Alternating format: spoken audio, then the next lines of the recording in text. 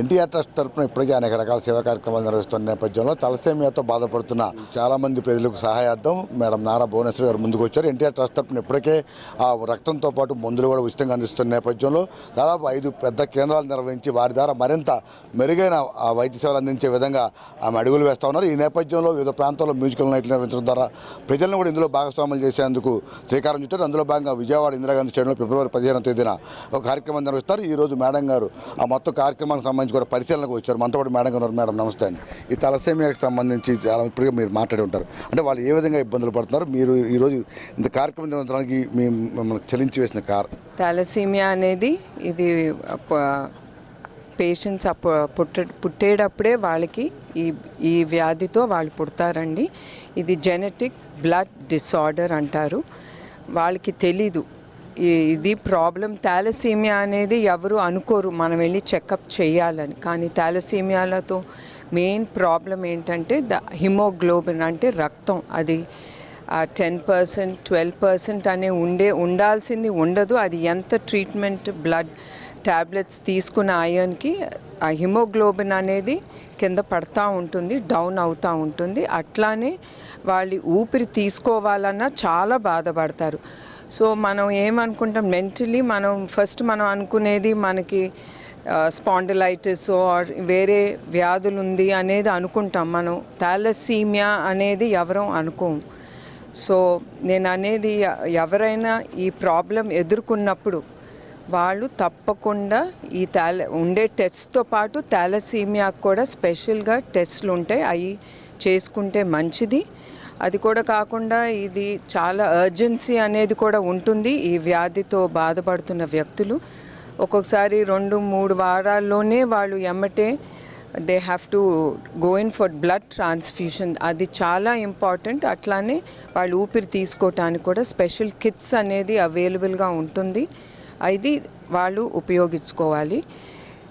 అదే కాకుండా కొన్ని బ్లడ్ సెంటర్స్కి మా ఎన్టీఆర్ మెమోరియల్ ట్రస్ట్ అనేది 4 బ్లడ్ సెంటర్స్ ఉండే. ఆ బ్లడ్ సెంటర్స్ హైదరాబాద్, వైజాగ్, తిరుపతి, రాజమహేంద్రవరంలో ఉండే. అవి విజిట్ చేసినప్పుడు ముందలుగా నేను చూసింది చిన్నారుల్ని. వాళ్ళు ఎంత బాధపడతారో ఎస్పెషలీ ఊపిరి తీసుకోవటానికి. అది చూసి మేము హైదరాబాద్లో first 8 bedded blood transfusions open చేశాము. కానీ అది సరిపోవట్లేదు. There is lot of demand, చాలా డిమాండ్ ఉంది ఫర్ ద బ్లడ్ ట్రాన్స్ఫ్యూషన్కి.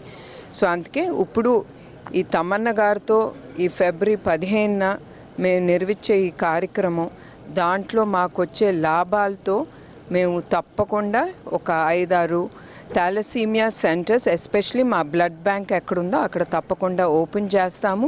దీనికి 40-50 లక్షలు అనేది ఖర్చు అవుతుంది ఈ సెంటర్కి, 25 బెడెడ్ బ్లడ్ ట్రాన్స్ఫ్యూషన్ సెంటర్కి. సో అందుకే ఇది ఎస్పెషలీ దానికోసం థాలసీమియా పిల్లల కోసం, పెద్దవాళ్ళకి కూడా ఉంటుంది ఈ వ్యాధి. కానీ మెయిన్ మాకు ఆ పిల్లలు చూసి వాళ్ళ కోసం అనేది ఈ సెంటర్ అనేది మేము ముందుకు తీసుకెళ్తున్నాం. ప్రజలకు ఏం చెప్తారు మీ వైపు నుంచి? ఇప్పుడు ఇంత మంచి కార్యక్రమం చేపట్టారు, చాలామందికి దీని మీద అవగాహన కూడా లేదు. అలా ఆదుకుందామన్నా, మీలాగా సహాయం చేద్దామన్నా మీ వైపు నుంచి ప్రజలకు ఏం విజ్ఞప్తి చేస్తారు? ఈ ఈవెంట్ల ద్వారా కావచ్చు, సేవా కార్యక్రమం. నేను ఒకటే గుర్తు చేయాలనుకుంటున్నానండి ఈ ఈవెంట్. అందుకే మీకు I'm giving so much of social media bytes. ఎందుకంటే చాలామందికి అవగాహన ఉండదు.